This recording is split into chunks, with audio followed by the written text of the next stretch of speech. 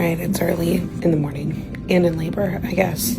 We'll see how things progress for me today, but it's Monday, August 11th. Ironically, I was induced, but I gave birth to my first son also on a Monday. Around the same time, I started having intense contractions earlier today and came to the hospital with my second son. While it's on my mind and I have the energy, I just wanted to share a couple of the things that I've already made. This, of course, my OB came in right as I started talking about that, but a couple of the things that have just made this experience so much more refreshing and different this time around. I'm having pretty intense contractions, but I feel very relaxed and just so much more confident in myself and in advocating for myself. And I, of course, think that comes with just the general second pregnancy feeling. I also trusted my body to do its thing this time, and while it's honestly really hard, especially when you have one at home, to kind of be in waiting, especially for planning purposes, I feel like our story right now is just proof that things work out in the end, because we were doing a grandparent swap today. My parents were supposed to leave.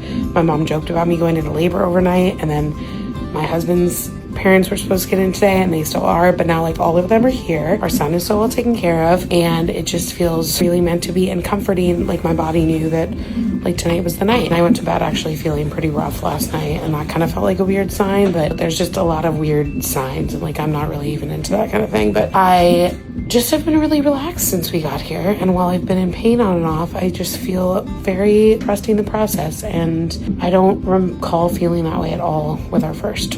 And I think that me being in that position and mentally is opening me up to a lot better experience with my own care team. We did switch hospitals because we had a poor experience at our last, and that in itself, our delivery room, Dan's ready for a nap. But so spacious, so homey. I love it. I'm really happy to be in here. There's gorgeous natural light, and I've made all these decisions that have just put me in such a better place, whether it's not breastfeeding formula, advocating for myself to go into labor naturally, and things that held certain biases with my first OB and my first pregnancy that do not this time around. So this feels like a really beautiful way to go out of my pregnancy journey, and we'll see. It's now 8:30 a.m. TBD on how much longer it takes for this little guy to enter the world, and we'll meet him soon. But I'm really excited and can't wait to get home to our first. And he's ready for a nap. All right, let's eat.